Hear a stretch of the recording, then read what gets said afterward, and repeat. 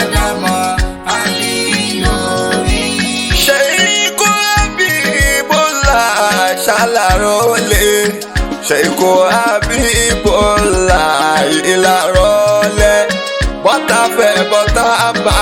kọ̀ kò jẹun kankan. Ẹni ọlọ́run mi bá yàn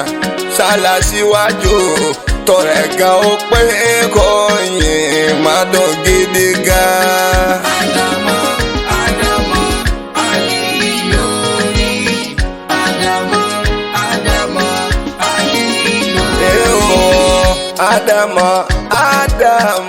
Alilori. Adama Alilori. Adama Alilori. Adama Alilori. Adama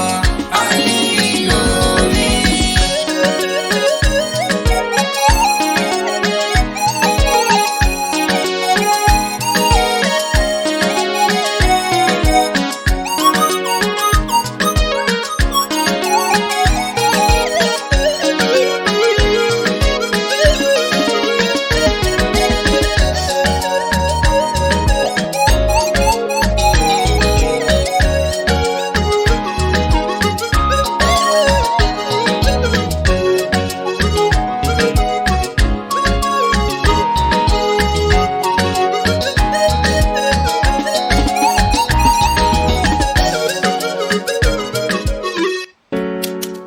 يسألونك برودكشن.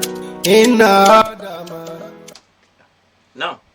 alhamdulillah rabbil alamin. Adúpẹ́ lọ́dọ̀ Ọlọ́run. Ọba tí ó tún bá wa tó tún dá wa padà. So àwọn àìṣedédé kan náà ló wọlé gẹ́gẹ́ bí ètò Ọlọ́run. A sì gbọ́dọ̀ gbà bẹ́ẹ̀ k'Ọlọ́run dákun kó kún wa lọ́wọ́. Náà ibi tá a dé náà ni wípé à ń sọ̀rọ̀ lórí Ànábì Ibrahim aleyhi salatu wa salam tí mo mú àyà kan wá pé ó tún tọrọ àforíjì ń bò mí wípé nínú suratu Ibrahim náà ni níbi tó ti ń sọ fọ́lọ́run wípé Rabbana ìrẹ́ Ọlọ́run ìgìfìrìlì foríjì mi wà liwalidayya àtàwọn òbí mi méjèèjì walil mu'minina àti gbogbo àwọn tí wọ́n gbàgbọ́ yawma yakumul hisab tó bá dọjọ́ tọ́lọ́run ó bá ṣèdájọ́. Ọ̀rọ̀ Ànábì Ibrahim nìyẹn. A ti rí àwọn kókó kan yọ ń bẹ̀ yí pé Ànábì Ibrahim ò parọ́, kò ń parọ́, kìí sì ṣonírọ́, torí pé Ọlọ́run ọba ò fi rọ́ròyìn Ànábì Ibrahim, torí pé ń bá lọ́dún ní kánà sadiqal wa'di. Tẹ́ bá ń sọ ní sadiqal wa'di ni ẹni tó má déhùn Ọlọ́run ṣẹ. So bákan náà ni Ànábì wa Musa aleyhi salatu wa salam. Tá a bá lọ ka alukur'an a rí pé Musa náà òun náà ṣẹ̀ lọ́hùn, ó sì tọrọ àforíjì lọ́dọ̀ Ọlọ́run. Kódà Ànábì wa Dawud kò sẹ́ni tí Ọlọ́run abá òní kóun náà rí bì kan kó láǹfààní àti fi kọlu Ọlọ́run abá díẹ̀. Tá a bá lọ sínú suratul A'raf àyá ẹlẹ́ẹ̀kẹ́ẹ̀dógún níbi Ànábì Musa ti ń tọrọ wípé Rabbi gifirli wa li akhi, Ọlọ́run foríjì mi kó foríjì ọmọ ìyá mi, wa adkhilna fi rahmatika, wá mú wa wọnú àánú rẹ, wa anta arhamur rahimina, torí pé wọ́n Ọlọ́run lọ́ba tó láàánú ju gbogbo aláàánú lọ. Suratul A'raf nìyẹn tó ń fi hàn pa Ànábì Musa ṣẹ̀ lọ́hùn. Tó bá bẹ̀rẹ̀ sí ní ka Al-Qur'an nígbà tó Ọlọ́run bá rán Musa sí Firaun, bá mi lọ ní Suratu Shu'ara àyá 19 sí 20. Nígbà tí Musa dé ọ̀dọ̀ Firaun, lára ń tí Firaun náà kọ́kọ́ fẹ́ fi kojú ẹ̀ ní wípé ìwọ tó pààyàn àfa, ìwọ tó yẹ pé ní qatalta nafsa, àpéníjọ́ tó lọ́wọ́ rán Musa ń jẹ́ ó ní mo ti gbẹ̀mí èèyàn lọ́dọ̀ wọn rí.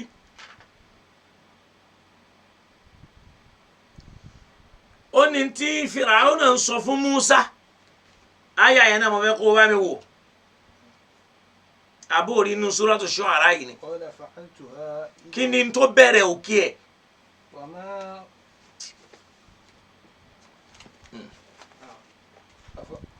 فأنت فعلت كالذي فعلت وأنت من الكافرين. náà fi ntí mo fẹ́ lò náà nù ni ẹ̀gbọ́n tí Fíráúnà náà sọ fún anabi Musa ó ní fa'alta فعلت كالتي فعلت وأنت من الكافرين ṣebí wọn náà ṣàṣemáṣe lọ́dọ̀ wa àṣemáṣe tó ṣe ńgbà tó ń ṣe ajásí pé وأنت من الكافرين náà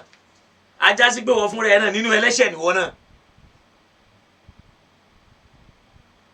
torí pé kùfárù ń bẹ̀ yẹn àwọn ànábì Ọlọ́run èé ṣe káfìrí Musa wa ń dá Fíráúnà lóhùn nígbà tí Fíráúnà ń sọ fún pé wà fa'altaka allati fa'alta ìwọ náà ṣàṣemáṣe wa anta minal kafirin yẹn fi ìwọ náà wà nínú àwọn tí wọ́n ṣe bí tí wọ́n dẹ́ṣẹ̀ ẹ̀gbọ́n tó sọ ni ó ní fa'altuha idhan in tí mo ṣe ni mo ṣe nígbà náà wa ana mina dọ̀ọ̀lìn nígbà tí mo wà lẹ́ni tó já sí pé mò ń ṣàṣìṣe.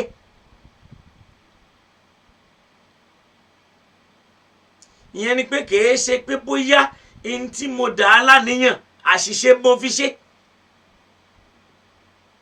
so ìyẹn pẹ̀lú tí Fíráúnà fẹ́ lò láti lọ́ mọ́ ànábì Musa lọ́rùn gbà ọ́ tí gbogbo èèyàn bá ti àwọn afẹ́ wá jíṣẹ́ Ọlọ́run fún wa ó wá gbọ́dọ̀ jẹ́wọ́ wípé fa'altaka allati fa'alta ṣó gbàgbé ń tó ṣe ni wa anta minal kafirin ìyẹn fi hàn pé nínú àwọn tí wọ́n ṣàìdá níwọ náà wà rí ìwọ náà ṣẹ̀ rí ìtumọ̀ rẹ̀ nu Musa ń dá lóhùn pé fa'altuha in tí mo ṣe ni mo ṣe ń gbà náà ìdán nígbà yẹn wa ana mina dọ̀ọ̀lìn mo wà lẹ́ni tí ó mọ̀ kàn mo wà lẹ́ni tó ṣe kí ni mo wà lẹ́ni tí ó mọ̀ kàn lẹ́ni tí nǹkan ò yé yẹn bí kìí ṣe pé bóyá ntí mo mọ̀ọ́mọ̀ ṣe tẹ́ fi wá sọ yí pé yẹn lẹ́wàá mo mọ́ mi lọ́wọ́ bọ́ńtà ṣáfẹ́ lò ní pé ànábì Musa náà wá ṣe kí ni o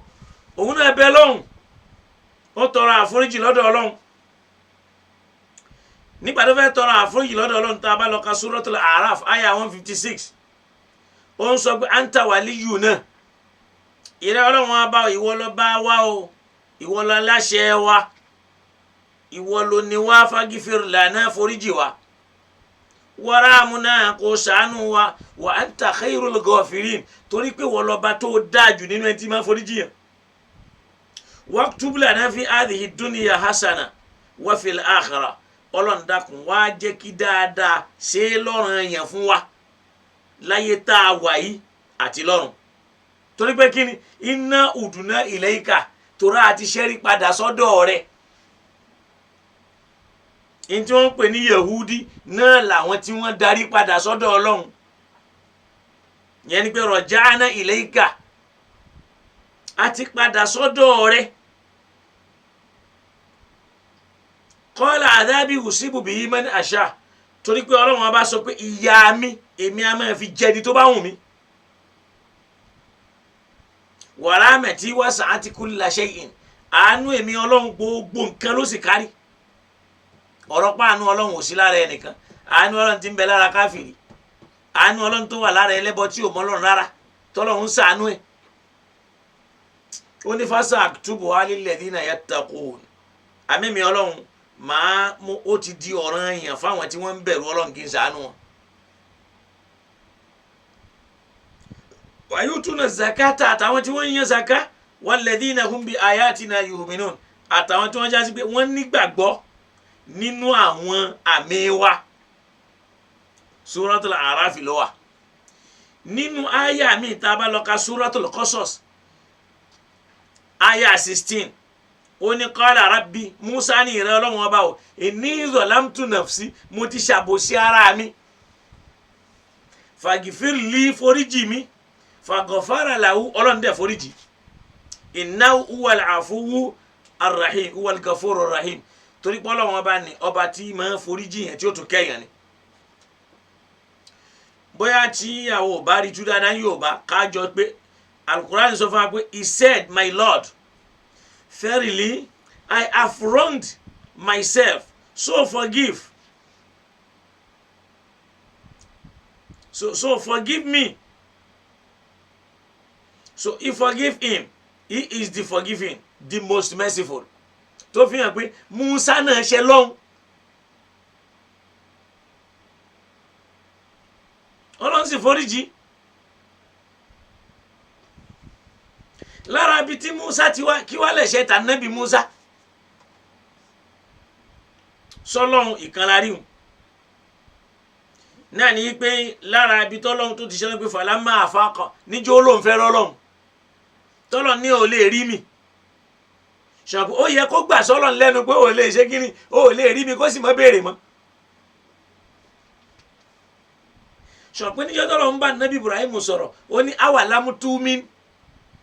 Ibrahim ló ń fẹ́ rọ́lọ́hun, ó ní arini kayfa tuhyil mawta, mo fẹ́ kó o fi hàn mí bó ti máa fi ẹ̀mí sẹ́ni tó kú lára. Ọlọ́ni awalamu tu'min, ṣó wá gbàgbọ́ ni, ó ní bal liyatma'inna qalbi, mo fẹ́ kó kàn mí ó rinlẹ̀ sí. Ṣọ̀pù ìgbàgbọ́ lòun fi béèrè.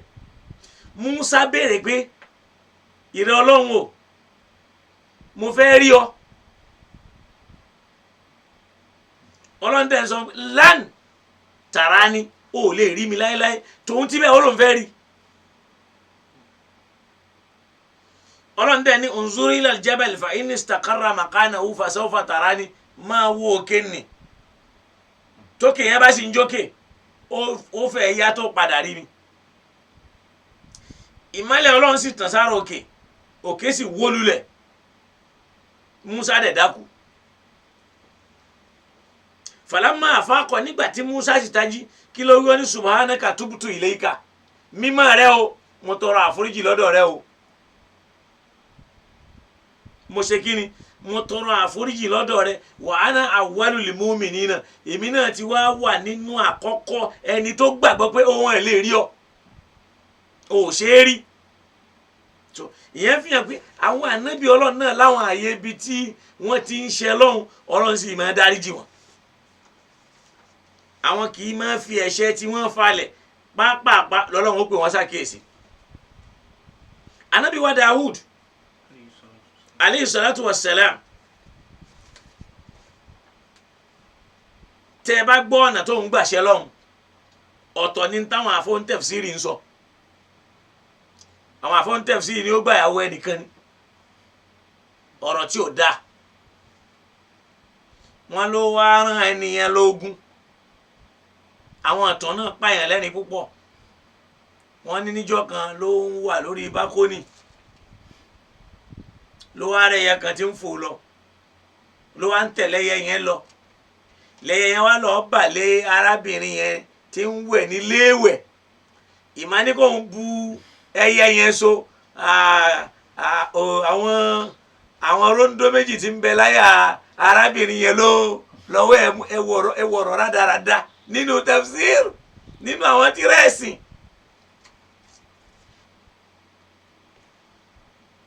Àwọn kan sọ pé arábìnrin yẹn ń ó wá rán an lọ, wọ́n pe ẹni yẹn ní ọ̀rà ya, wọ́n ló rán lọ sógun, ó ní ká pa sọ̀hún, ó wá gbàyàwó ẹ̀. Gbogbo ilé aráhùn akadib, irọ́ ni, kò sí tó jọ. Tá a bá lọ sínú Al-Qur'ani yẹn, a rí pé in tó ṣẹlẹ̀ sáà Nábì wa Dawud ṣe ni òjò mẹ́ni tí wọ́n ń wí rárá. Ẹjọ́ là Nábì Dawud dáadáa ló fi ṣe lọ́hùn. Ẹjọ́ ibi ìdájọ́. Lẹ́gbẹ́ tá a bá lọ ka Suratu Sod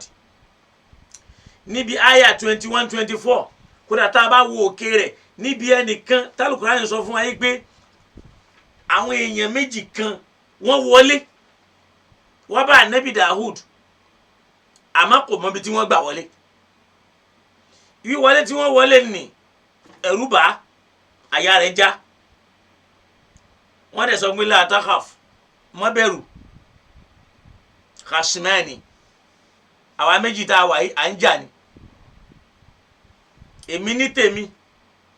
mo ní oyè àgùntàn báyìí tí ń jẹ́ ẹni ní àgùntàn mọ́kàndínlọ́gọ́rùn wàlíyà ní ajatun wahida èmi sì lẹ́yọ̀ kan wọ́n sì tún fẹ́ gba tèmi mọ́ tiẹ̀. ẹ̀ṣẹ̀ tá Nábì Dáúdà ṣẹ̀ ni pé kò gbọ́ ẹjọ́ lẹ́nu ẹnì kejì. bá mi wú àyà Kùránì ń bẹ̀ ń wọ́n kàn máa gbé Kùránì dání tó kàn mọ́ yí lọ yí bọ̀ bí bọ́ọ̀lù ń bẹ̀ ni. gbogbo náà. وهل أتاك نبأ الخصم ọlọ́run abá ní alẹ́ àtàkà nábà ulẹ̀ khasmu ìrẹ́ ànábì Muhammad ìjẹ́ ó tiẹ̀ ti gbọ́ ìròyìn àwọn kan tó jẹ́ sí pé ní alẹ́ khasmu ọ̀rọ̀ ọjà ni wọ́n kó lọ bá ànábì Dawud. ìdí tasawwaru l-mihraba nígbà tí wọ́n pọ́n ìgànná ìyẹn ni pé wọ́n á gbá ẹnu ọ̀nà rẹ̀ wọ́n á gbá wọlé tasawwaru l-mihraba wọ́n yọ wọlé wọ́n sì wọlé tọ̀ ànábì Dawudu nínú ilé ibi tó ti ń bọ́ lọ́wọ́ bá rẹ̀ sọ̀rọ̀. إذ دخلوا على داود wọ́n wọlé tọ̀ ànábì Dawud ففزع منهم wíwọlé tí wọ́n wọlé tọ̀ lójijì lẹ́ni tó tilẹ̀kùn fafaza minhum ẹ̀rù bà á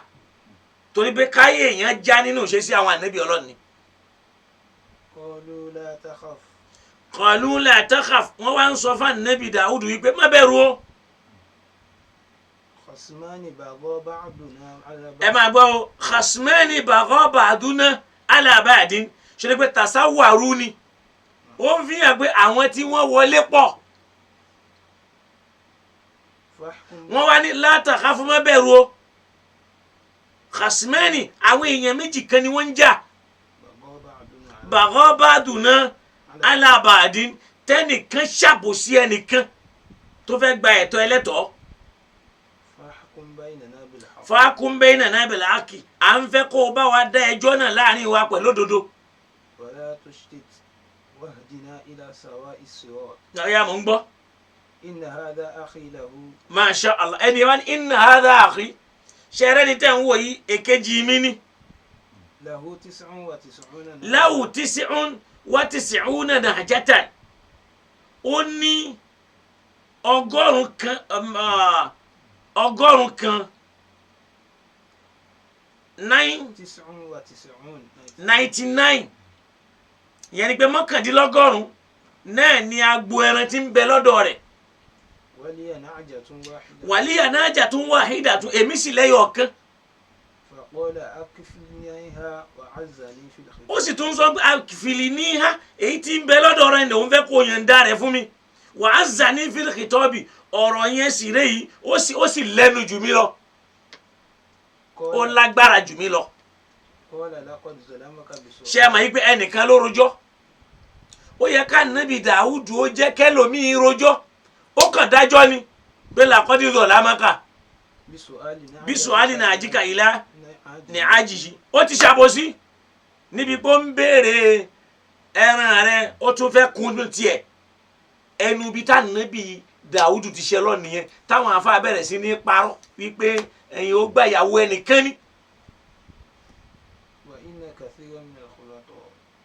لا يبغي بعضهم على بعض bẹ́ẹ̀ ó pọ̀ nínú àwọn alágbára nì tí wọ́n máa ń fi ọwọ́ lágbàyàn lójú. Ànábì Dàúdù ò béèrè ìbínú òjò béèrè àti ìbẹ̀rù. ẹ̀kọ́ tí ń bẹ ń bẹ ní pé bá dájọ́ bá ń bẹ lọ́ndà dúrẹ́sì kò gbọ́dọ̀ dájọ́. táyé èèyàn bá ń já kò gbọ́dọ̀ dájọ́ torí yóò ṣe ẹjọ́ dá. so ìbẹ̀rù àtòjìjì ọkàn rẹ̀ ò balẹ̀ ńgbà náà òun kàn dání pé laqad zalamaka bisu'ali najika ila nahajihi ó tún ń bi ẹ́ léèrè yẹn kò béèrè ẹjọ́ lẹ́nu ẹnì kejì ìǹtẹ́ fi mọ̀ pé ẹjọ́ ló dá ló dọ̀ràn. Al-Qur'ani padà sọ pé ya Dawud ìrẹ́ Dáúdà inna ja'alnaka fil ardi khalifatan àmọ́ fi ẹjọ́ bá àrólé lórí ilẹ̀ ni o fahkum bayna nnasi bil haqqi tó o bá fẹ́ máa dájọ́ láàrin àwọn èèyàn pẹ̀lú déédé Ọlọ́run a bá ń jẹ́ pé kò dá déédé ń bẹ̀ yẹn torí pé kò fẹ́ ní kejì láàyè kó sọ̀rọ̀. ọ̀ràn tá Nábì Dáúdà dá ni pé ó gbọ́jọ́ ẹnu ẹnìkan ó sì fi dájọ́ kò gbọ́ tẹ́ni kejì làwọn afá bá pàtànjọ́ wọ́n ló lé ẹyẹ kan ni lẹ́yìn wá fòdé léwẹ̀ wọ́n ló obìnrin kan ń wẹ̀ ni lórí obìnrin yẹn léwẹ̀ obìnrin yẹn wá hùn ó wá ránṣẹ́ pé ta ló ní wọ́n lẹ́ni báyìí ní ọkọ rẹ̀ ó wá rán ọkọ rẹ̀ lọ sógun ó ní kán pa á sọ́hùn àwọn ìtàn bíbélì tá a wá ń gbé wá sínú tafsir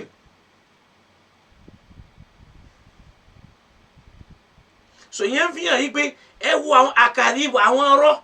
táwọn èèyàn ń mú sínú Islam táwọn mú máwọn ànábì Ọlọ́run bẹ́ẹ̀ náà ni wọ́n mú rọ́ nìyẹn ni wọ́n lánàbì Lutu alayhi salam wọ́n ló mọ tí yó ó wá bá ọmọ rẹ̀ méjì ó bá wọn sọ fún wọn lóyún ó wà nù tafsiri o wà náà kutubu tafsiri kan o inú bíbélì náà sì ti lọ́ọ́ kọ́ wa ẹnìkan wá délé ni ó wá ń bú àwọn tí wọ́n ń fi báíbù ṣe dáwà àwọn àfáà súnnà tàná tí wọ́n kọ́ bíbélì jọ sínú tafsiri ńkọ́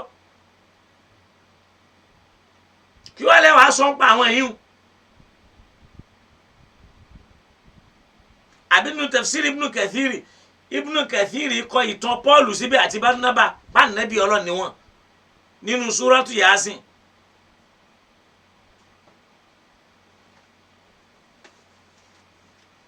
so ọ̀rọ̀ tá nẹ́bí Dáúdà dánù Dáúdù ò pààyàn kò sì gbàyàwó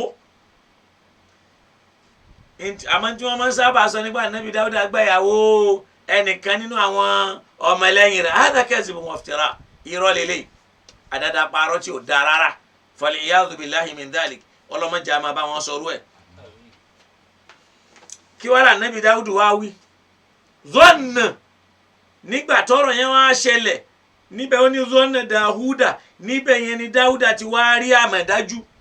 annama fatannahu pé àwa Ọlọ́run wá dán wò ni ọ̀gbọ̀n fatannahu á dán wò ni fastaghfara rabbahu ó dẹ̀ ń sáré tọrọ àforíjì lọ́dọ̀ Ọlọ́run wa kharra raki'a ó dẹ̀ yà tẹ̀ lẹ́yìn tó yà wọlé fọlọ́run wa anaba ó tètè yà darí padà sọ́dọ̀ Ọlọ́run fagafarna lahu dhalika àwọn Ọlọ́run bá dẹ̀ forí ẹ̀ṣẹ̀ yẹn jì ẹ̀ṣẹ̀ kan náà là ń darí jì wọ́n torí pé wa inna lahu indana la zulfa torí ẹni ni ẹni tó súnmọ́ wa ni ẹni tó sin lọ́run púpọ̀ ni wa usna mahabi ó sì dá púpọ̀ níbi ìwà téèyàn bá súnmọ́ ó dá sáwọ̀ Ọlọ́run àmọ́ ọ̀rọ̀ làwọn àfa àpamọ́ kò sáà nẹ́bi tí wọ́n parọ́ mọ́ ìyíwò ta nẹ́bi Dáúdù ṣẹ́ni pé àti rẹ́kọ̀ọ́ kan bẹ́ẹ̀ pé kí lẹ́ṣẹ̀ tá nẹ́bi Dáúdù ṣẹ̀ ẹ̀ṣẹ̀ yẹn ni pé ó gbẹ́jọ́ ẹnìkan ó fi dájọ́ kò gbọ́ tẹ́nìkejì èyí ó sì rí nínú Kùránì yẹn náà bẹ́ẹ̀ bá lóye ṣe ó gbà ìyàwó ni ó yóò wá máa yẹ̀ṣẹ̀ máa tọrọ àforíjì kó pa ọkọ ó sì gbà ìyàwó ẹ̀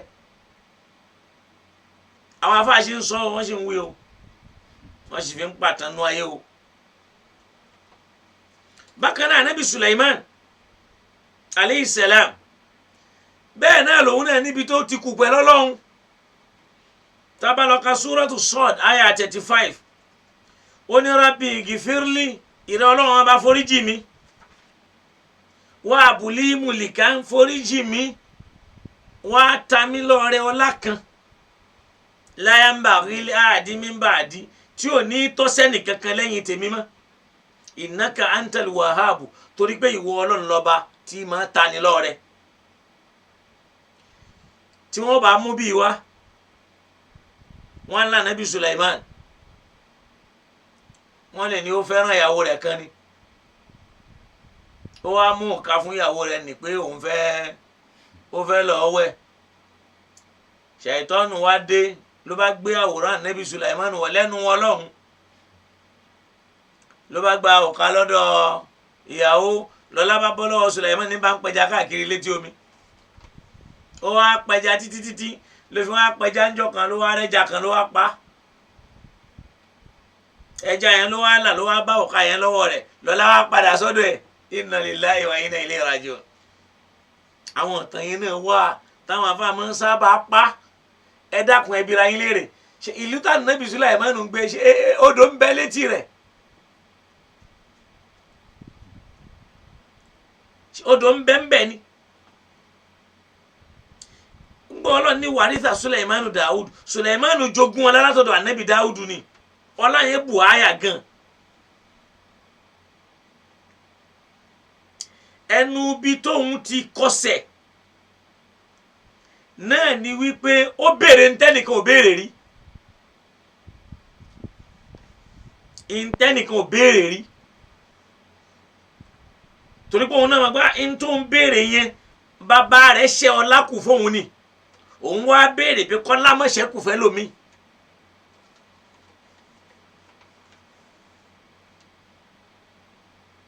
torí pé kì í ṣe pọ́lọ́hún ò fún lọ́mọ torí pé kò sáà nẹ́bí ọlọ́run tọ́lọ́hún ò fún lọ́mọ kò sí àmọ́ wọn à fún léyìí tó pé látara àdúrà tóun náà ti béèrè ló wá gbọ́n rọ́bì gìfìrìlì ọlọ́run àfi kó o dáríjì mi wá àbúlí mùlìkán ó yá wá fún mi ní ọlá kan láyà ń bà gílẹ̀ àdìmí ń bà àdì tí ò ní tọ́sẹ́nì kankan lẹ́yìn tèmi sọ pé àdúrà tó lágbára ni kéèyàn béèrè irú ẹ pé ọlá yìí má jẹ́ ó tọ́sẹ́ lómìn mọ́ kódà kó má tọ́ sọ́mọ kó má tọ́sẹ́ bí ọlọ́run ò sì fẹ́ lómìn lẹ́yìn tiẹ̀ innaka antal wahhab ìrẹ́lọ́ba tí máa tààyàn lọ́rẹ Sulaimanu náà níbi tó kí wá ibo ni Sulaiman ti wá kọsẹ̀ ibi ó ti kọsẹ̀ náà ni pé Sulaimanu ń bẹ àwọn ọlá rẹ̀ wò ń jọ kan tásìkò òrùn fi bọ́mọ lọ́wọ́ nínú àyà yẹn téèyàn bá lọ kà á lókè yìí ó rí pé ọlá ayé ṣàgálà ní àǹdíkìrì ràbí ó dẹ̀ kọ́ dí mi ò fi ráàyè ṣètò ọlọ́run àtàtàwà láti bí ìjà tóòrùn fi wá wọ̀ mọ́ mi lára ìyíhun ló wá bí pé ìrọ̀ ọlọ́run foríjì mi o ibi tóun ti kọsẹ̀ nu. Ànábì wa Yunus alayhi salam ẹ tiẹ̀ wá wo títí ẹ̀ tíyẹn bá ka suratul anbiya aya 87 ọlọ́ni wàdà nùn ẹ rí èyí tó jẹ́ ọ̀rẹ́ ẹja ẹlẹ́ja ìdídá àbámúkọ́ dìbà nígbà tó ń lọ tó bínú ọlọ́run ránṣẹ́ lọ́dọ̀ àwọn èèyàn wá hùwà tí ò dá sí ló ń bá bínú fi wọ́n lẹ̀ ní ò bá jíṣẹ́ fún ọmọ bó ti wá ń bínú yẹn náà fàzọ́nà alánà kìdíra àlẹ́ yìí ó dá òun ò pé kí ọlọ́run ò ṣáà lè fi àjẹun lórí ẹ̀ ọlọ́run padà wá fi ìyà rẹ̀ jẹ ẹja wá gbé mi òun ò pé lánà kìdíra àlẹ́ yìí ọlọ́run ò ní ṣe nǹkan kan torí pé òun ti débẹ̀ wọ́n dà òun láàmú ọlọ́run rí pé wọ́n dà mí láàmú ni mo ṣe padà àmọ́ nígbà tóun náà wá bára rẹ̀ ń bi tí ò yẹ fanada fi zulumati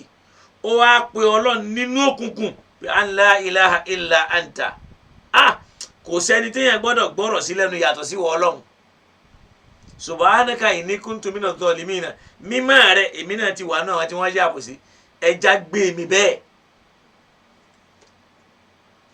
ẹja gbé mi ló fi wí ànábì ọlọ́run sí ni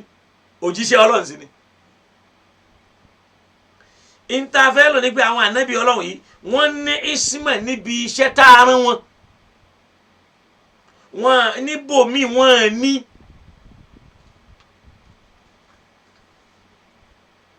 èyàn àwa gbọ́dọ̀ máa fi ọ̀rọ̀ wọn ká máa fi ṣe déédéé ọ̀rọ̀ tọlọ́run tó rán wọn ń ṣe sùkọ́lọ́n kó dàkún kó ṣíjú àánú wò wá eléyìí fi hàn yí pé àwọn ànábì ọlọ́run àmọ́ ànábì Yusuf ọlọ́run sọ̀rọ̀ tiẹ̀ àmọ́ ọlọ́run ò rọ́rọ̀ ẹ̀ṣẹ̀ wọn ò fẹ́ ṣẹkún ọlọ́run ò fẹ́ ṣẹkún torí pé ọlọ́run a bá ń sọ níbẹ̀ nínú súrátù Yusuf aya 25 pé kadhalika linusrifa anhu suha wal fasha àwọn ọlọ́run ọba mọ̀ọ́mọ̀ ṣe bẹ́ẹ̀ ni láti yọ aburú àti ìbàjẹ́ kúrò fún torí pé innahu min ibadina al-mukhlisin torí pé ó pẹ̀lú àwọn ẹrúsìn wa tí wọ́n jẹ́ èèyàn mímọ́ tí wọ́n ń ṣe ikhlas anabi Yusufu wọn lè rí ẹ̀ṣẹ̀ kan lọ́mọ lára kọjá Al-Qur'ani sọ yìí pé Yusufu ní èrò ńgbà táfà Jalaluddin ń sọ nínú Jalalaini gẹ́gẹ́ báwọn ti sọ ṣẹ́ngbà tá Al-Qur'ani sọ̀rọ̀ ńbẹ̀ ó ní amẹ́tìbìhì wàhámẹ́bìhá pé Yusufu súnmọ́ òun náà súnmọ́ ó ní èrò sí Yusufu náà ní èrò sí àmọ́ ńgbà tá Nábì Yusufu tó rí àwíjàre látọ̀dọ̀ Ọlọ́run ọba rẹ̀ àwọn Ọlọ́run bá sì kó yọ ẹ̀ sì gbọ́dọ̀ ní línú sírífà anihusuha àwa fúnra wa la yọ òun láti jẹ́ ká burú mọ́ ṣẹlẹ̀ sí kó mọ́ sì rí bàjẹ́ ṣe torí pé nínú àwọn ẹni ẹ̀ṣà àwọn èèyàn mímọ́ ni lọ́dọ̀ wa nígbà tí àfa Jalaluddin àfa wa oníjàlálẹ́yìn wọ́n ní kọ́sọ́dà mi ní alìjìmáà ń táwọn wínú wọ́n ló gbèrò kó ń fẹ́ ṣe nǹkan pẹ̀lú ẹ̀ àfa wa Al-Fakharu Razi àwọn náà àti Al-Wahidi ní tafsiri tiwọn àwọn náà ní inna Yusufa amma bi hadhihi al-mar'a amma sahihan wọ́n lá Nábì Yusufu ní èrò tó dáa pẹ̀lú arábìnrin òní wa jalasa minha majlisa ar-rajuli ma'a al-mar'a ó sì jókòó tì ní jókòó ọkùnrin pẹ̀lú obìnrin nígbà tó sì rí àwíjàre pé rárá èmi ò ní dánrú ẹ̀ wò rọ̀já ó sì padà ìyóhun ló bí àyà tọ́lọ̀ mú wa ẹ̀ bọ́lọ̀ ti dárúkọ Ànábì Yusufu ni Ọlọ́run ò dárúkọ ẹ̀ṣẹ̀ mọ́ àmọ́ wà Ànábì Ọlọ́run tó kù tó bá dárúkọ wọn yóò mẹ́ṣẹ̀ kún bẹ́ẹ̀ là Ànábì Isa alayhi salam nìyẹn ààrẹ ṣẹ̀ kan pàtó tọ́lọ̀ ń lọ́mọ lára bí ò ti lọ ọmọ Ànábì Yusufu náà lára kò wá túmọ̀ sí pé àwọn náà ní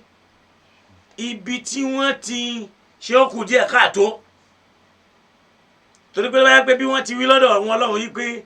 Ànábì Ọlọ́run sọ omi ọtí ó sọ omi di ọtí ṣẹ́ni pé ìyíhùn yẹn náà ó tó ní láìfí táwọn ò sì rí ní láìfí torí pé Bíbélì fúnra rẹ̀ sọ pé ẹ fi ọtí líle sílẹ̀ fẹ́ni tó múra láti ṣègbé kọ́lọ̀ ń dákun mọ́jà ṣègbé kó ṣíjú àánú wò wá kó sì ràn wá lọ́wọ́ kó ṣe dáadáa fún wa ìntàfẹ́ ló ń bẹ̀ náà ni pé àwọn Ànábì Ọlọ́run yìí ẹ̀dẹ́ èèyàn ni wọ́n táwọn Ànábì Ọlọ́run bá wá jẹ́ nìkan táwọn náà tún máa tọrọ àforíjì lọ́dọ̀ Ọlọ́run báwo làwọn ọmọlẹ́yìn wọn ó ṣe wá rí báwo làwọn ọmọlẹ́yìn wọn ó ṣe rí láwọn tí ètò ṣànábì Ọlọ́run nìyẹn o ẹ wá jẹ́ padà sọ́dọ̀ àná Muhammad sallallahu alayhi wa sallam tó ń jẹ́ ọ̀gá tiwa a rí wípé Ọlọ́run ọba fúnra rẹ̀ ló sọ fún wa nínú Al-Qur'an tá a bá lọ ka suratu Muhammad ó ní fa'alamu annahu la ilaha illallah wastaghfir li dhanbika ìrẹ́ ànábì lọ́ọ́ mọ̀ wípé kò sẹ́nìkan tá a máa sìn yàtọ̀ sọ́lọ́run o wastaghfir li dhanbika wàá máa tọrọ àforíjì fún ẹ̀ṣẹ̀ rẹ̀ ẹ̀gbọ́n àyà Qur'an wastaghfir li dhanbik máa tọrọ àforíjì fún ẹ̀ṣẹ̀ rẹ̀ walil mu'minina wàá máa tọrọ àforíjì fáwọn mùmìnì àtàwọn mùmìnà Qur'an ló wí yìí ó sì sọ fún wa pé wàdánà anka wiziraka alladhi anqada zaharaka ẹ̀ṣẹ̀ tá a rí pé ó lè kó bá wà nábì àwọn Ọlọ́run lámú la yọkú o àyẹkú o fún ọ báàrí yẹn àrí iná fatana laka fatiha mubina liyaghfira laka Allahu ma taqaddama min dhanbika wa ma ta'akhkhara wá gbọ́ àyà yìí nù suratul Ahzab àyà alákọ̀ọ́kọ́ Ọlọ́run yá ayyuhan nabiyyu ittaqillaha wala tuti'il kafirina wal munafikina inna Allaha kana aliman hakima gbogbo tí ń bá nẹ́bí sọ̀rọ̀ torí pé èèyàn ni wọ́n Ọlọ́run ìrẹ́ ànábì ittaqillaha bẹ̀rù Ọlọ́run ṣó yẹ kọ́lọ́ ṣẹ̀ṣẹ̀ máa sọ fún ànábì rẹ̀ kó bẹ̀rù Ọlọ́run torí pé èèyàn ni wọ́n àṣẹ tọ́lọ́run bá ń pa fáwọn náà ló ń pa wọ́n ó ń sọ fún Muhammad pé ittaqillaha bẹ̀rù Ọlọ́run o má bẹ̀rù àwọn èèyàn o ó ní wala tuti'il kafirin wal munafikin má tẹ̀lé àwọn kèfèrí àtàwọn mùnáfìkì o má gbọ́ tí wọn o sọ pé káfìrí náà ní ìsìn ọlọ́run yọ sọ́tọ̀ ni mùnáfìkì náà ó yọ sọ́tọ̀ ni torí pé káfìrí náà òun kọtọ ọlọ́run mùnáfìkì òun ṣètò ọlọ́run ní gbangba òun kọtọ ọlọ́run ní kọ̀rọ̀ yóò máa ṣe méjèèjì wọ́n ní má tẹ̀lé wọn o la tuti'il kafirin wal munafikin má tẹ̀lé àwọn olùkọtọ ọlọ́run àtàwọn ṣèyí ṣọ̀hún torí pé inna Allaha kana aliman hakima torí pé Ọlọ́run ọba rẹ̀ lọ́ba tó mọ̀ tó sì jẹ́ ọ̀jọ̀gbọ́n ṣàgbé àyà yìí ń fi hàn yí pé ó dásìkò kan ẹ̀tàn wọn fẹ́ mú ànábì lọ́wọ́ ní má tẹ̀lé wọn o bẹ̀rù Ọlọ́run o má tẹ̀lé wọn o ìyẹn náà fi hàn yí pé kò sẹ́nìkan tó mórí bọ́ ń bẹ̀ àfọlọ́run sọkọlọ́n kó dákun kó wá síjú àánú wa àwọn ànábì Ọlọ́run ọba rẹ̀ àwọn náà ni wọ́n ń tọrọ ẹ wá wà ànábì Muhammad sallallahu alayhi wa sallam tá ànábì bá ṣe kábàárà àkọ́kọ́ báyìí pé Allahu akbar àdìsù sọ fún wa pé yaskutu bayna takbiri wa bayna al-kiraha wà ànábì a máa dákẹ́ láàrin kábàárà yẹn láàrin kó tó bẹ̀rẹ̀ Fatiha wọ́n wá bí níjọ́ kan pé ànábì dídákẹ́ rẹ̀ kí ló ń wí bẹ́ẹ̀ ẹ̀gbọ́n tó ń wí ni ó ní Allahumma ba'id bayni wa bayna khatoyaya kama ba'adta bayna al-mashriqi wal-maghrib pé ìrẹ́ Ọlọ́run ọba o ba'id bayni wa bayna khatoyaya gbé jìnnà láàrin èmi àti àwọn ẹ̀ṣẹ̀ mi gbé mi jìnnà jẹ́ kó jìnnà láàrin mi àtàṣìṣe mi separate àwa méjèèjì kama ba'adta bayna al-mashriqi wal-maghrib gẹ́gẹ́ bó ṣe fi òǹyà tó jìn sáàrin ibi tóòrùn ti máa yọ àti ibi tóòrùn ti ń wọ̀ yóò tún wá ní ìrẹ́ Ọlọ́run náà kíni minal khatoya aw min khatoya Ọlọ́run ọba fọ̀ mí mọ́ kúrò ń bí ẹ̀ṣẹ̀ mi kama yunaqqa thawbul abyadu minad danas gẹ́gẹ́ bí wọ́n ti máa fọ aṣọ funfun mọ́ kúrò ní ìdọ̀tí yóò tún ní Allahumma aghsilni aghsil khatoyaya bil ma Ọlọ́run mo fẹ́ kó bá mi fọ ẹ̀ṣẹ̀ mi pẹ̀lú omi wa thalji wal barad àti yìnyín àti tútù torí pé tí méjì bá papọ̀ ẹ ní rí dọ̀tí nínú yìnyín léyìí tó ń fi hàn yí pé gbogbo wa lọ́lọ́wọ́n bá ń jẹ́ kó máa yé wa pé túbú ila Allahi jami'an ayyuhal mu'minun kódà nínú àdìsí tí mo mú wá yìí tá a bá fẹ́ rí ó wà ní Sahih Bukhari tá a bá lọ ka volume 1 page 136 ìbẹ̀mbẹ̀ bákan náà àdìsù kan tún bẹ tá nàbí a máa kà nínú rùkú àti nínú foríkanlẹ̀ rẹ̀ yóò ní subhanaka Allahumma wa bihamdika Allahumma ighfirli mímọ́ ni fún rẹ̀ Ọlọ́run ọba wa ẹ̀yìn fún ọ Ọlọ́run ọba foríjì mi Ọlọ́run ṣe kí ni ṣàforíjì fún mi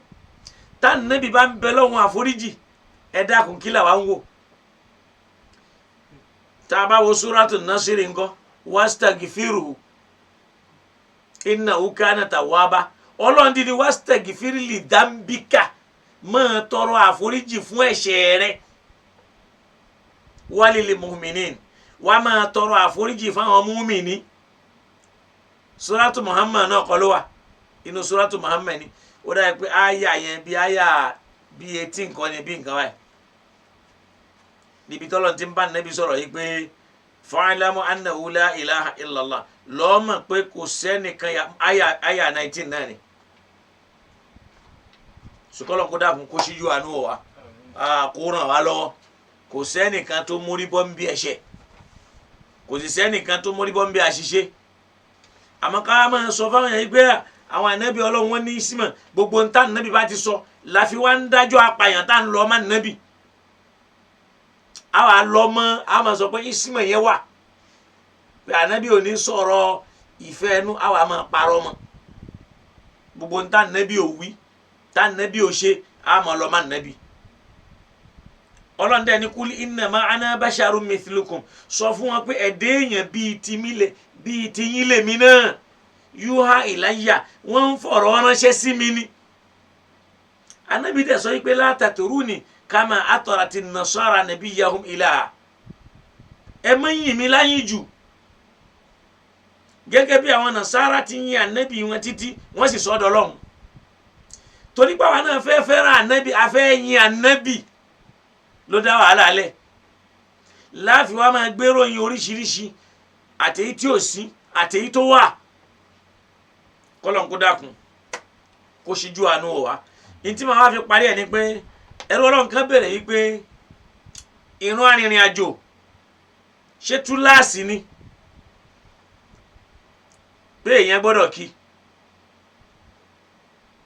túláàsì ni àwọn kan máa ń sọ pé súnnà ni súnnà kọ́ ni kéèyàn kí sọ̀látùl qasr ara àwọn ibi tá a ti ní ẹ̀rọ nínú ayé nù súnnà kọ́ ọ̀ràn yẹn ní lọ́dọ̀ ọlọ́run kódà bí yẹn bá lọ rìn àjò tí ò bá dín irun yẹn kù ó ṣe déédéé bí ìgbà téèyàn wà nílé tó ń fi irun zuhur tó fi ń kí mẹ́rin ni torí pé ọlọ́run abá dìídì mẹ́nu bá nínú al-Qur'an ó ní wa idha darabtum fil ardi nínú mo fẹ́ wo sura yìí nínú suratu nisa yìí náà ló wà àyà 101 tó bá lọ kà ìbẹ̀rẹ̀ ọlọ́run bá ti sọ̀rọ̀ kọ́sùrù àmọ́ ó sọ̀rọ̀ kọ́sùrù ń bẹ ó tún sọ̀rọ̀ solatul khawfi ń bẹ nínú àyà kan náà ó ní wa idha darabtum fil ardi nígbà tẹ́ ẹ bá ti lè jáde fil ardi kúrò nínú ìlú yín ìlú tó ń gbé falaysa alaykum junahun kò sí n tó gbọ́dọ̀ kọ̀ fún yín antakusuru mina salati pé ẹ gbọ́dọ̀ dín nínú àwọn ìrun yín kù ìrun kọ́sìrù ọ̀ràn yẹn ni tí wọ́n pè ní kọ́sìrù ruba'iyya àwọn ìrun olóko mẹ́rin yẹn a máa dín wọn kù tá a bá wà nírìn àjò eléyìí tá à ń sọ yìí ní àjò ọ̀rọ̀ alukur'ani ni o kọ́sìrù èyí ṣe súnà o kéèyàn kí irun olóko mẹ́rin kó fi kí méjì tó bá wà lájò súnà kọ́ o ọ̀ràn yẹn ni o aya alukur'ani ló gbé o ìwọ náà fúnra rẹ̀ ká o ó ní wa idha darabtum fil ardi nígbà tẹ́ ẹ bá ṣe ìrìn àjò kúò nílùú nítorí bá fi lè mú yín tó bá ti kúò nílùú rẹ̀ bọ́ sí ìlú mi kódà kọ́sírù ò ní kìlómítà àwọn àfáà ni wọ́n ń ya kìlómítà fún kò ní hádù kò sì ní mọ̀sáfà tí wọ́n bá ní àbíyàn bá ti di kíní kan 3 mile àbí etí kíní kan kìlómítà rárá kò pẹ̀lú ọ̀rọ̀ Islam ìrun kọ́sírù yìí yóò sì lọ́jọ́ táwọn kan máa sọ pé ọjọ́ mẹ́ta ni wọ́n fi kí rárá kò lọ́jọ́ lódì wọn tíyàn bá sì wà lájò kọ́sírù yẹn ló máa kí tí tó fi dé kódà ara wọn sàhábà tí wọ́n kí ọdún méjì ara wọn sàhábà tí wọ́n kí ọdún kan ara wọn sàhábà tí wọ́n kí ọdún mẹ́fà oṣù mẹ́fà ànábì kí 21 days ó kí kan 17 days àmọ́ àwọn àfa wa sọ di wípé kò gbọ́dọ̀ kọjá ọjọ́ mẹ́ta kí ló tí wọ́n sọ bẹ́ẹ̀ wọ́n gbé làákàyè lé pé ànábì sọ fún wa pé ad-diyafatu thalathatu ayyami ìgbanilálejò ìyẹn ni pé n tá fi tọ́jú àlejò tí ó fi donílé ọjọ́ mẹ́ta ni lẹ́yìn ọjọ́ mẹ́ta gbogbo n tá bá ń ṣe fún àlejò yẹn sàárà là ń ṣe fún àbí kóun náà máa bá wa tọ́jú ilé kóun náà máa kó wá sọ̀rọ̀ àìdílé ability fáwọn èèyàn lọ́jọ́ mẹ́ta àwọn yóò padà fura sí pé ó dà pé nǹkan ń ṣe eléyìí ó lè ní làákàyè yẹn ni wọ́n fi gbé ọ̀pọ̀ àwa tá ń lọ sí Mákà nísìn kọ́sírù ló yẹ ká kí tá a fi dé àyàfi tó bá já sí pé à ń kírun ní Kaaba lẹ́yìn ìmáàmù tàbá ń kí ní Mẹ̀dínà lẹ́yìn ìmáàmù àmọ́ ní tàbá débẹ̀ ọjọ́ mẹ́ta lábà parí ẹ̀ làbá ní kí mọ́ so eléyìí ni àṣìṣe ni Kùránì ló sọ bẹ́ẹ̀ pé wa idha darabtum fil ardi nígbà tẹ́ ẹ bá ti ṣe ìrìn àjò kúrò nínú ìlú rẹ̀ tó bá lè kúrò ní goodbye to so welcome to so kásùrù ti bẹ̀rẹ̀ so kò sí tó gbọ́dọ̀ kọ̀ fún yàn antaksuru mina salat láti dín nínú àwọn ìrun yẹn kù àyà Kùránì ló sọ bẹ́ẹ̀ àwọn míì máa ń fẹ́ tu pé kò sí tó burú rárá o kéde pé kò sí tó gbọ́dọ̀ kọ́ àyà tó fi mà bẹ́ẹ̀ ni pé tó bá lọ ka inna safa wal marwata min sha'airillah safa àti marwa lára àwọn òfin Ọlọ́run tọ́lọ́run pàtàkì ni àwọn àyè tọ́lọ́run bàbàrà famani ajal bayta aw i'tamara ẹni bá lọ sí hajj àbó ṣe umura fala junaha alayhi an yatawafa bihima kò sí tó gbọ́dọ̀ kọ́ fún láti tàwáfù àwọn méjèèjì káwá sọ pé kò sí tó burú tó bá ti ní kò sí tó burú ó ti mọ̀ pé kì í ṣọ̀ràn yẹn nú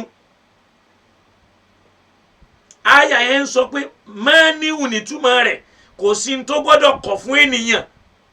láti má dírun yẹn kù túláàsì ni àyà àkọsírù nìyẹn kọ́lọ́n tó tún wá tẹ̀síwájú pé wàyí ní khiftum an yaftinakum tẹ́ ẹ bá tún wá ń páyà pé káwọn ọ̀tá kọ́mọ dáná yá yín ìyẹn ní tí irun ogun bá dẹnu irun sọ̀látùl khawfu ló tẹ̀lé àyà yẹn àmọ́ bìkan náà lọ́wọ́n bá ti sọ wọ́n ìyẹn fi hàn pé sọ̀látù zuhuri wal asiri wal isha tá a bá ti wà lájò a máa fi kí méjì méjì tí tá a fi darí dé kò lọ́jọ́ kò sí lásìkò kò sí ní máìlì tó o bá ti lè kó olú kan bọ́ sílùú mi kódà bí yẹn bá kó lẹ́pẹ̀ẹ́ tó o bá ti bọ́ síbọ̀ jù ó kì í kan sùúrù so ìyẹn gẹ́gẹ́ bí àlàyé ìbéèrè tí àfáwa yẹn béèrè kódà aríbì kan tí àfáwa Usman tí wọ́n lọ kírun mẹ́rin ní Mínà tó bá wọ Mákà nísìnyí kó Mákà ó bọ́ sí Mínà ara Mákà ó sì kíni wọn ò kí rákà méjì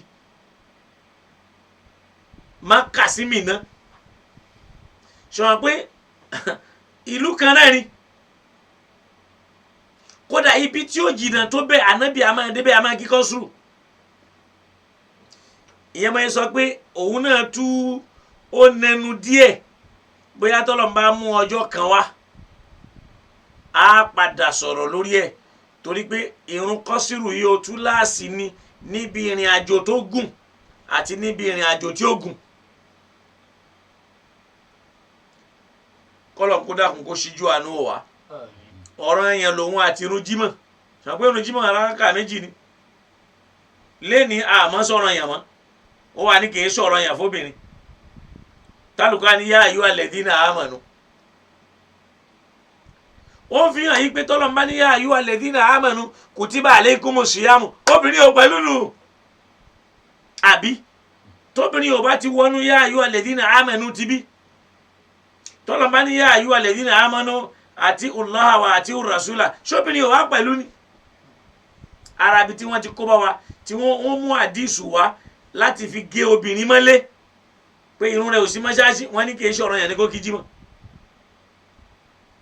arìnrìn àjẹ́ pé òun fẹ́ kàn dírun kù tẹ́lẹ̀ ni wọ́n ní kì í ṣọ̀rọ̀ yẹn kó kí jímọ̀ Ọlọ́run tẹ̀ ń pè irun jímọ̀ lọ́rọ̀ yẹn ẹnìkan tá a lè mọ̀ pé kò lè jọ́rọ̀ yẹn fún lẹ́ni tá a rẹ̀ pọ̀ lára ẹ̀ tí ò ní agbára láti kí láti lọ jímọ̀ yẹn àmàdísì sọ fún wa pé ọ̀rọ̀ irun jímọ̀ yẹn ṣọ̀rọ̀ yẹn fún yàn mẹ́ta wọ́n ní kì í ṣọ̀rọ̀ yẹn fún aláàárẹ̀ kì í ṣọ̀rọ̀ yẹn fún arìnrìn àjò kì í ṣọ̀rọ̀ yẹn fún obìnrin kì í ṣọ̀rọ̀ yẹn àti ẹ̀gbọ́tọmọ kéékèèké pé irun yìí fẹ́ kàn ṣọ̀rọ̀ yẹn fóun tẹ́lẹ̀ àmọ́bìnrin ń kọ́ Ọlọ́run kó là wá ń bẹ̀ kó ṣíjú àánú wò wá kó ṣe dáadáa fún wa kó jẹ́ àtúbọ̀ gbọ́ ìsìláàmù yé ju báyìí lọ lọ́la la ilaha illallah èyí tá a wí lónìí Ọlọ́run dákun má ṣe ní àwí mọ́ torí pé ṣíṣe lè ní tá a ṣe yìí náà àkódà ó rẹra díẹ̀ kọjá bẹ́ẹ̀ torí pé ìrìn àjò tá a rìn lé ní ṣe kékeré torí pé ìrìn àjò mẹ́ta láàrin gàbàdáyà àkọ́kọ́ kúrò ní lẹ́kṣọ̀ kan lágíríkì àbọ̀ sí lẹ́kṣọ̀ míì tá a lọ ṣe ní ìráyè àṣetán bẹ́ẹ̀ àtúnwá kọrí sí òkun nígbà tá a máa lọ sókun ní nǹkan bí aago 4 àbọ̀ ságo 5 láìṣẹ̀ tó kọrí sókun pé a tún gbọ́dọ̀ dé ọ̀dọ̀ àwọn bàbá wa ń bẹ̀ náà kọ́lọ́mbà aṣíjú àánú wọn kó bá wa ṣe dáadáa fún wọn nígbà tá a fi máa dé mọ́gúrúbì ti kan lẹ́kùn so kí wọ́n wá dá ẹgbẹ́ àwọn sì dájọ́ pé àwọn ò tún bẹ̀rẹ̀ àkámọ́ wa ṣe kò gbọ́dọ̀ rí bẹ́ẹ̀ láfi ní ká gbìyànjú kọ́lọ́n kó ṣíjú àánú wa kó ràn wá lọ́wọ́ bẹ́ẹ̀ kẹ́ná inú mọ́dírásà láti kú ò láti gbé gbogbo ìrìn àjò yẹn so kọ́lọ́n kó ṣíjú àánú wa kìí ṣe nǹkan tó yí sí kọ́lọ́n bá ràn wá lọ́wọ́ gbogbo àwọn tí wọ́n wá jẹ́ olùkúnni lọ́wọ́ ọlọ́mọba wa kún wọn lọ́wọ́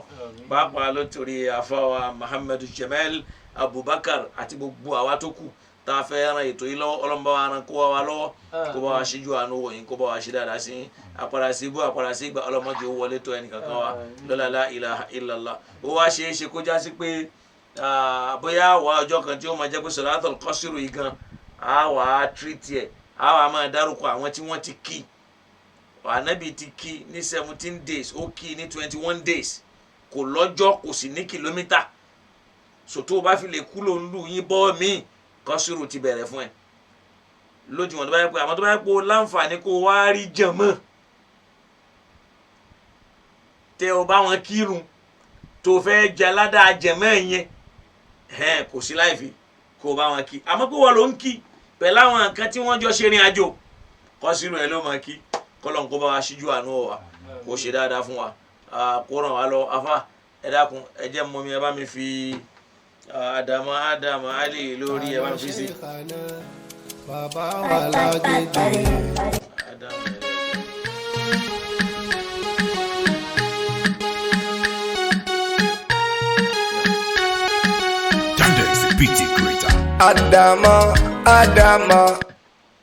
Náà alhamdulilayi láàrin ìṣẹ́jú díẹ̀ a ṣàdúrà fún àwọn bàbá wa Adégbìtẹ́ lóṣogbo ọlọ́mọ aṣíjú àánú bàbá wa ẹnjìnìá Odúọlá ọlọ́mọdé òbúrú fún wọn bàbá wa Ibrahim Bádéjọ àfáwà Abdulhakeem Moradeyo àfáwà Sa'idu Kakawa bàbá wa Bakari gbogbo wọn pátá ọlọ́mọ aṣíjú àánú wọn ọlọ́mọ aṣẹ dáadáa fún wọn gbogbo àwọn táwọn ti dákọ̀ àtàwọn táwọn ti dákọ̀ wọn ọlọ́mọ àgbàdúrà wọn àfáwà Abdulfatah Fálítì ọlọ́mọ aṣíjú àánú wọn kárí gbogbo àwọn tájọ ń wò wá lọ́wọ́ ọlọ́mọ aṣẹ dáadáa fún wa Thani Hakimat ọlọ́mọ aṣíjú àánú wọn afawa Thani Mansur ọlọ́mọ jọ bàjẹ́ afawa Ajá Fatima Muhammad Lahawal ọlọ́mọ aṣíjú àánú wọn Ustaz Jamiu Adégúnwà Alabadi Christ àrídùnú ọmọ à ń lébọ̀ lẹ́yìn ó ń bára wájú abá ni wọ́n ti ń wí ọmọ tí ma bí ọ̀tá nínú ọlọ́mọba aṣíjú àánú òyìn o mọ́jọ́ burú fún yín o afọwà Muhammad Shafi'in Adébáyọ̀ ọlọ́mọba àgbàdúrà yín afọwà Aziz Said ọlọ́mọba àgbọ̀rọ̀ yín sẹ́sọ̀ lọ́la la ilaha illallah bákan náà afọwà Gugua Frank ọlọ́mọba ṣe dáadáa fún yín lọ́la la ilaha illallah afọwà Akóredé Abdulwahab ọlámímọ̀ ọlọ́run níjó bàjẹ́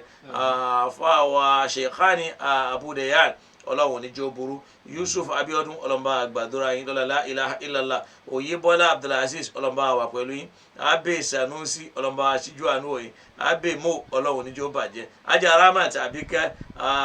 ọlọ́mọba aṣíjú àánú òyìn lọ́la la ilaha illallah Muhammad Rasulullah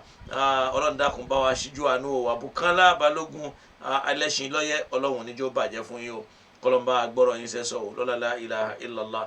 Ọpẹ́yẹmí Bánkọ́lé ọlọmba àgbàdúrà yín kó sì gbọrọ yín sẹsọ Babalọlá Mas'ud ọlọmba aṣíjú àánú òyìn kó bá agbọrọ yín sẹsọ Ajá Riskat Oyewumi ọlọmọjọ burú fún yín Ajá Karimat Aramide ọlọmba aṣíjú àánú òyìn Alhaji Yekin Adéfẹ́mi ọlọmba afẹ́yìn kó sì fẹ́ àwa náà kó má padà lẹ́yìn ẹnì kankan wa gbogbo ntá ń fẹ́ ọlọ́ndàkùn mú ilé wa lọ́wọ́ Muhammadu Shefin Ìmọ̀lágbà ọlọmba aṣíjú àánú òyìn kó bá agbọrọ yín sẹsọ lọ́la agbára Ọlọ́run àti jẹ́ kan ṣo Ọlọ́run Kamarudin Abiola Mikael ọlọ́mọba aṣíjú àánú òyìn lọ́la agbára Ọlọ́run kọlọ́mọba àjọrí bá ti ń wí gbogbo ẹ̀ńtà dárúkọ àtẹ̀ńtà àrórúkọ ẹ̀dá Ọlọ́run tí mo kọ́ yín ọlọ́mọba aṣíjú àánú òyìn o gbogbo àwọn tó wá ń jáfa àtàjọ ń wo ètò yìí afáwa Abdulhakeem ọlọ́mọba aṣíjú àánú òyìn bákan náà afáwa Hasan Abu Hasan ọlọ́mọba aṣe dáadáa fún wọn mọ́jọ burú fún wọn Adémọ́lá Àkàngbé ọlọ́run níjọ́ bàjẹ́ bákan náà báwa Ọlátúnjí Abu Malik ọlọ́mọba aṣíjú àánú wọn láwa ní khalifa tí wọ́n wí lónìí ọlọ́ndàkùn mọ́ fi ní wọn lára kọlọ́mọba gbọ́rọ̀ wọn sẹ́sọ̀ kó bá wa ṣe dáadáa fún wọn insha Allah ta'ala láàrin ìṣẹ́jú díẹ̀ nísìnyí á ṣí ojú òpó ìkàlẹ̀ torí àwa tí a bá fẹ́ pè á ní pẹ́ rárá torí pé ọ̀la Monday engineer ń lọ sí ọ̀la ọjọ́ iṣẹ́ wọ́n á tá a bá fẹ́ pè ká ṣe ní kọ́mọ́nkóbó so kọ́lọ́n kó ràn wá lọ́wọ́ kó ṣe dáadáa fún wa so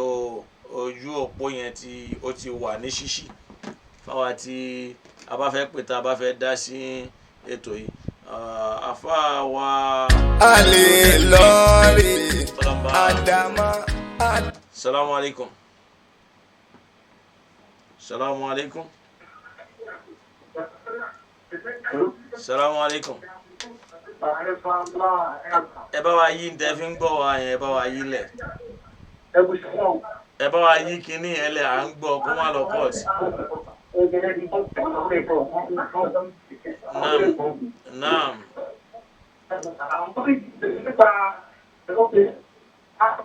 Àgbọ̀ yín o. Àgbọ̀ yín. Wa alaikum salam.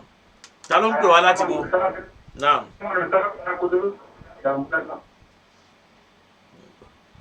Salamu alaikum. Àgbọ̀ yín dáadáa bóyá kẹ́ pè wá padà ẹ dákun ẹ má bínú Ọlọ́run ó ṣe dáadáa fún wa. Bóyá kẹ́ pè wá padà. Naam, àwa tá ń fẹ́ pè ẹ dákun tá a bá fẹ́ pè ẹ jẹ́ àti yí tá a fi ń gbọ́ kinní yẹn ká yí lẹ̀ ó máa ń padà kọ dí àwọn kinní tí ì jẹ́ kí iṣẹ́ wọn kó lálàáfíà dáadáa kọ́lọ́n kó ṣe dáadáa fún wa kó ràn wá lọ́wọ́ ṣùgbọ́n àwa tá ń wáwé ìgbélu ọlọ́ndàkúnjú ó tẹ̀ wá lọ́wọ́ Alájà Abídèmí Àkàndé ọlọ́mọba aṣíjú àánú wò yín kó sì bá gbọ́rọ̀ yín sẹ́sọ̀ alámúnáṣẹ́rá kan ẹrú Ọlọ́run bá kan tá à ń tọrọ fún kọ́lọ́mọba aṣíjú àánú wò kó sì bá gbàdúrà lórí ẹ̀ kó sì gbàdúrà tó ní kálukú wa náà ọlọ́mọba ṣe bisimilahi rahman rahim alam nashrah laka sadrak wa wada'na anka wizrak alladhi anqada dharak wa rafa'na laka dhikrak fa inna ma'al usri yusra inna ma'al usri yusra fa idha faragta fansab wa ila rabbika farghab ìdùnnú ànábì ọlọ́mọba aṣíjú àánú wò yín o mọ́yọ̀ dùnú kú lára yín bákan náà Alhaji Ọ̀túnba Ọlásùnkànmí ọlọ́mọba àgbọ̀rọ̀ yín sẹ́sọ̀ la ilaha illallah Muhammad rasulullah wala hawla wala quwwata illa billah. Adama Ali lori. Adama Ali lori. Adama Ali lori.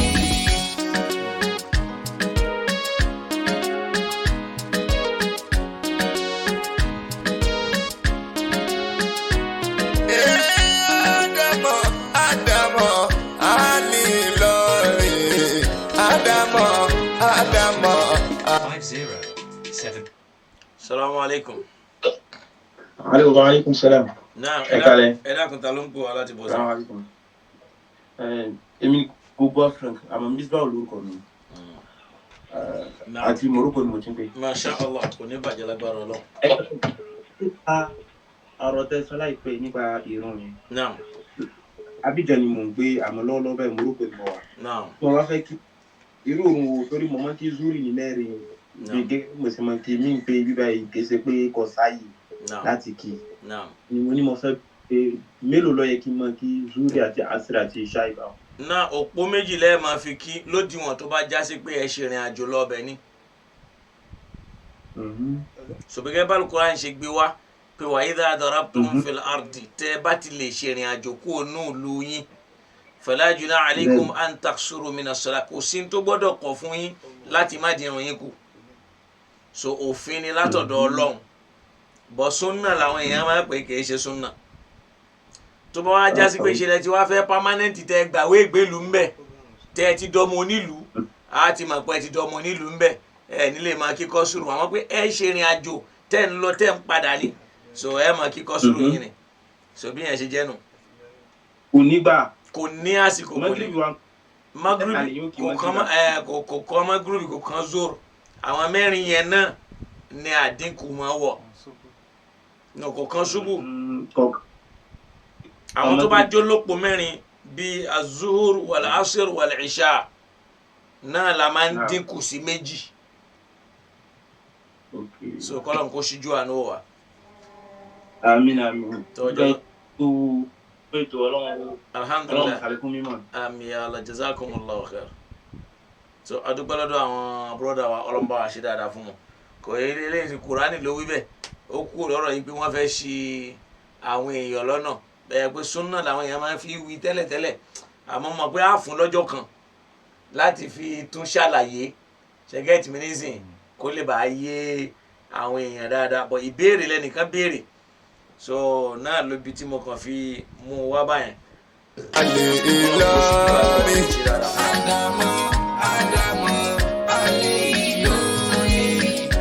gbogbo àwọn tí wọ́n ń béèrè ọlọ́mọ àwọn ọlọ́mọ àwọn atọ́lọ̀ ti fún Èèmọ̀ bẹ́ẹ̀ Olúwa jọ̀wọ́ lọ́la mo tẹ́wọ́ mi méjèèjì sí ẹ níwájú kódà bí mo bá bẹ́ẹ̀. Salamu alaikum. Salamu alaikum. Salamu alaikum. Salamu alaikum. Salamu alaikum. Ó dà pé nẹ́tíwọ̀kì ni o. Ṣé wọ́n sọ̀rọ̀ ni? Salamu alaikum. Ó dà pé nẹ́tíwọ̀kì ni. Ẹ má bínú bóyá Ọlọ́run fún yín láǹfààní kí kẹ́ pè padà. Ó sì lè jásí pé ìpè kan Ọlọ́run máa ní kó já kọ́lọ́n kó ṣe dáadáa fún wa. So insha Allahu ta'ala tọ́lọ́n bá ní kán pè padà ká fún wọn láàyè torí pé a ti fẹ́ máa fi eléyìí ṣe lọ àmọ́ a kì í fẹ́ káwọn èèyàn wò pé àwọn ọ̀rá yẹ béèrè nǹkan tí. Unknown caller. Salamu alaikum. Salamu alaikum. Salamu alaikum. Wa alaikum salam. Ẹ dákun ta ló ń pè wá láti bọ̀. Láti Port Harcourt ní tó ń pè yẹn o. Alhamdulillah, alhamdulillah. Ẹ ṣe àdúrà nígbà Allahumma àmín àtẹ̀yìn náà sà. ọdún ẹ ṣe o. Nípa ẹ̀rùn tẹ́ ẹ sọ nísìnyí. Naam, Ẹ jọ tó náà tí ìyàwó mi kan wà lóṣogbo naam. nìkan wà ní ìdí omi. Ṣé sà? À ń gbọ́ yín. Mùsùlùmí àbúdá kí n lọ sí ilé kí n lọ. Naam. Hello? Network yẹn ò dá. Ìbéèrè tí wọ́n lè fẹ́ béèrè yẹn ìbéèrè tó important ni o ó hang ni kó dà pọ́ náà wọ́n jìn díẹ̀ ẹ jẹ́ kí mi pè wọ́n padà fúnra mi náà ká fi yẹn ṣe sàárà kó mọ̀ jásí pé a fi yẹn ṣe sàárà pé tọ́ jẹ́ kí n pè wọ́n padà yẹ́dá pé ìbéèrè tí wọ́n fẹ́ béèrè yẹn ìbéèrè tó lè láǹfààní ni wọ́n níyàwó méjì làwọn ní yẹ́dá pé wọ́n nìkan wà lóṣogbo ìkan sì ń bẹ níbi kan nẹ́tíwọ̀kì yẹn ò dá kò dá nẹ́tíwọ̀kì yẹn ò dá kò dá mo ń gbìyànjú láti pè wọ́n padà bọ̀ nẹ́tíwọ̀kì yẹn ò yẹ kí wọ́n kọ́ tẹ̀.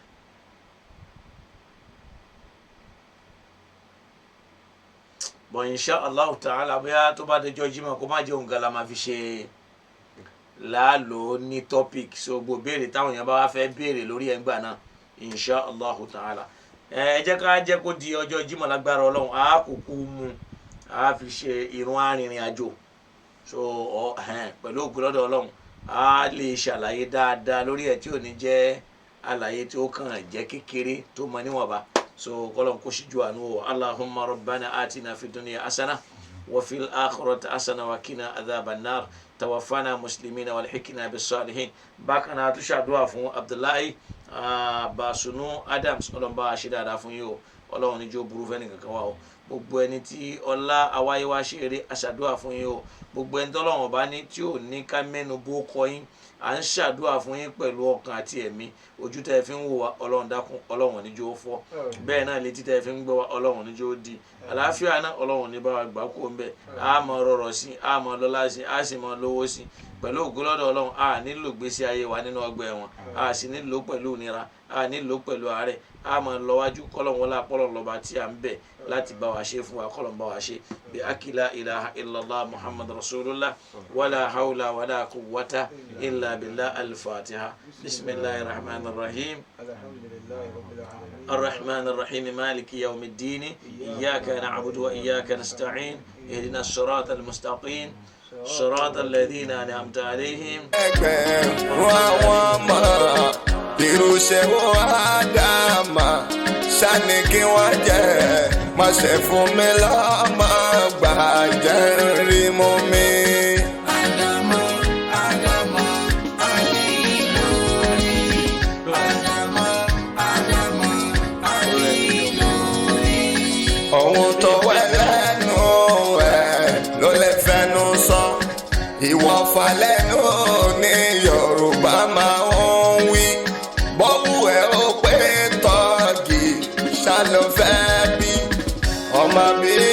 Ádámà lọ́wọ́ mi bí.